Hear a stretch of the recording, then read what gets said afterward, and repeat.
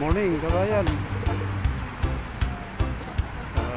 I-update natin muli ang mga nagaganap dito sa Roxas Boulevard.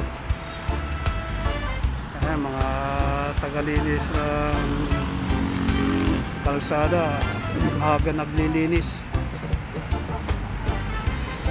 Marami na rin ang konti ng tao rito, mga galing sa pag-exercise to mga kabayan.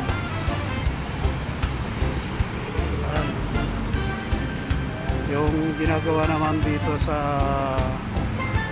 gutter ng Roxas Boulevard ay medyo okay na, malinis na.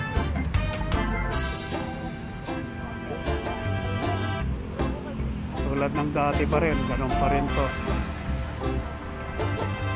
Wala pang simento yung mga pagitan ng kanilang nilagay na tile.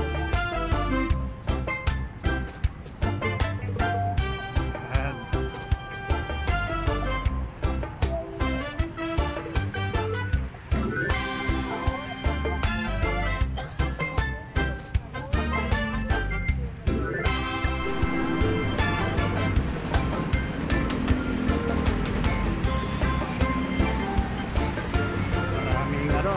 Maraming naglalakad kabayan, maraming sa pag-exercise.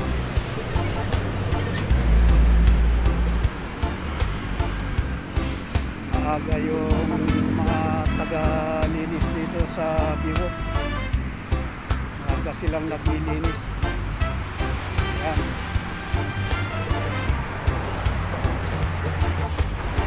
Talagang nililinis ng oso itong Biwok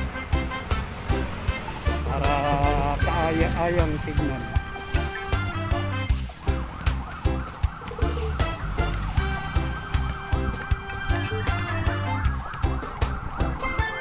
Ayan, maraming naglalakad, namamasyal.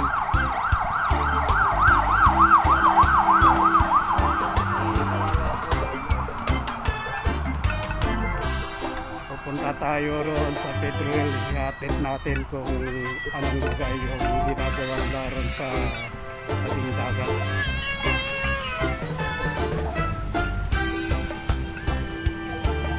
Alam naman natin na pandemic pa rin, kaya pinagbabawal muna ng pag-exercise dito sa Biwok dahil nag-iingat lang ang mga nagbabantay dito, mga kapulisan. Ayaw nila muna ng maraming tao rito. Kailangan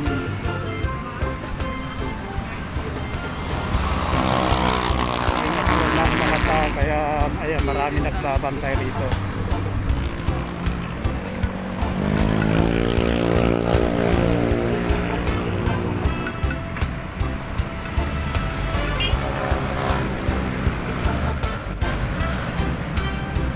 Hindi katulad ng dati, maraming tao rito dahil sarado pa itong pinakatabi ng Biwok, kaya bawal muna ang mag-exercise dito, bawal muna mag-standby rito, pinagbabawalan, mga nagbabantay talaga. Kaya itong mga nakakasalubong natin naglalagaling sa PICC sa pagja-jogging, pag-exercise.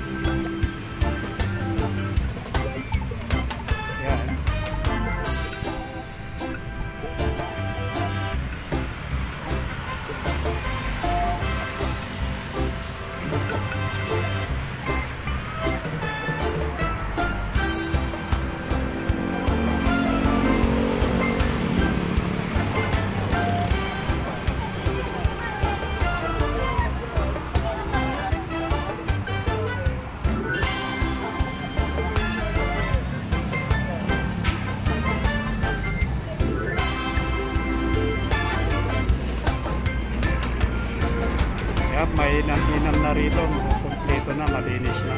Meron ng takip dito sa pagitan ng Tito Cruz sa Pedro Hill, meron ng takip. malinis na dito.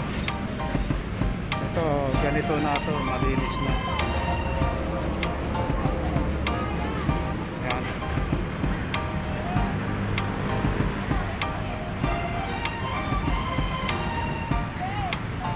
Malapit-lapit na ito kabayan, nabubuksan to siguro. Dahil nasiminto na yung pagitan ng tile. Ayan. Mayroon na ring takip dito. Kaya lang, pagdating naman dito sa kabila, papuntang Pedro Hill, talagang sinarado pa, wala pa to. Hindi pa maayos.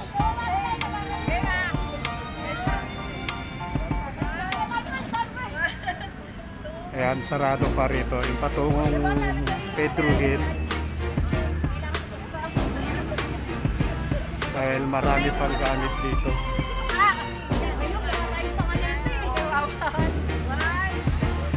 Ayan, marami pang nakatampak dyan.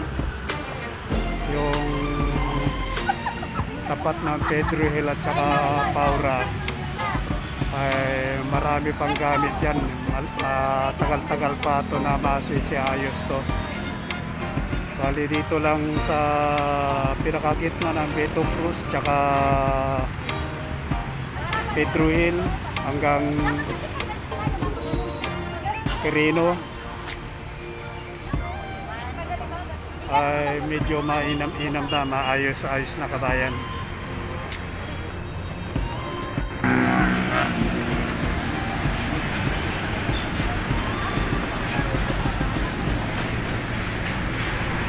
Ayan. Dahil doon sa may puti Matulda, yung kanilang pinakaparak,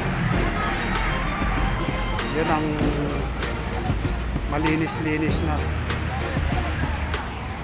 Kaya marami naglalakad galing sa pag-exercise yan sa bayan.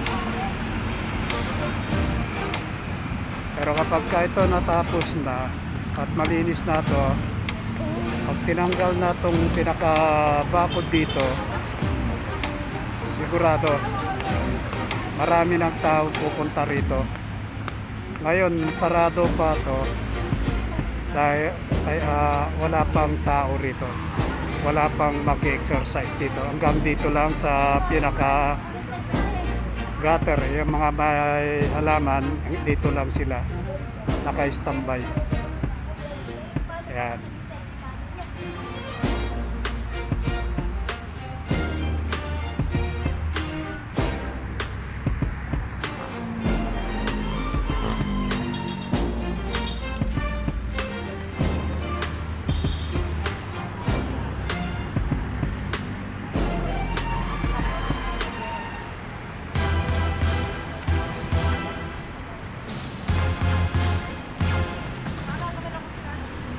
Maraming buhangin itong dala nitong pinaka backyard nila. Kinukuha nila yung buhangin doon mismo, doon sa may barko na yon. Yun ang nabuhukay doon sa bandaron. Kinaliliman nila yung dagat.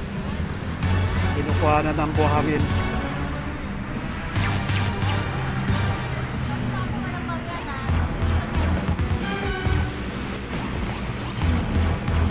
Tinatambakan tong pinakatabi ng Ruas Boulevard. Yan, yung malawak na yan. Gagayahin mismo doon sa may US Embassy, yung pinaka white sand doon sa Dynamite ay ipapantay, palalawakin yung pinakatabi na pagagandahin ng Osoto.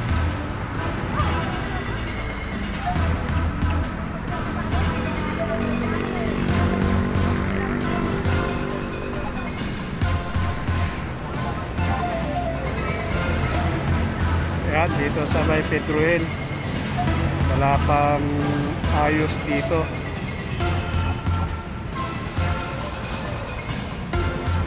Tagal-tagal dito sa Pedro Hill pagkagawa rito dahil maraming nakatambak pa ritong gamit. Nandito rin yung pinagdodugtong na tubo Ayan, ina-symbol na. Ganyan ang pagdudugtong nila. Yung nahulmahan nila na konkrito.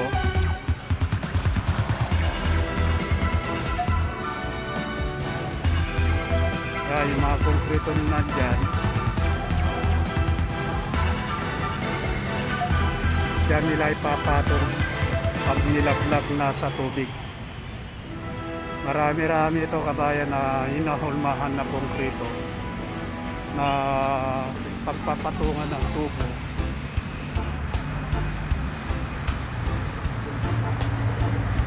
Mahaba itong tubo na ito kabayan. Kung hindi tayo nagkakamali, ang lahat ng tubo na ito ay mga kulang-kulang 40 piraso.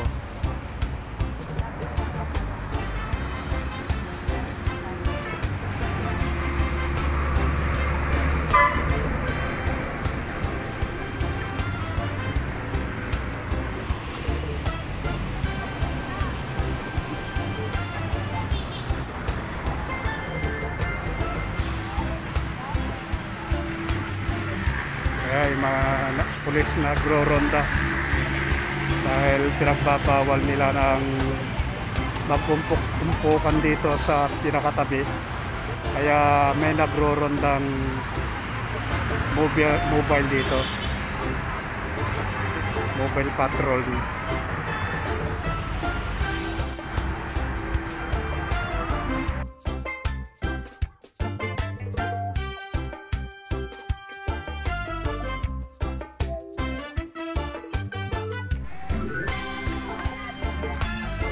Ayan, hindi pa malinis dito.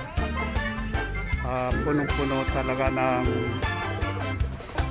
basura pa rito yung kanilang mga naasimbol na konkrito. Ayan. May hulmahan na. Sinusubukan nilang pagdudugtungin to. Kaya ganyan ang pagkadugtong yan, oh. Yan ang dugtungan mismo. Lalagyan ng belt na bakal yan. Tapos yung hulma nila ipapato yung konkrito na pagpapatungan yan.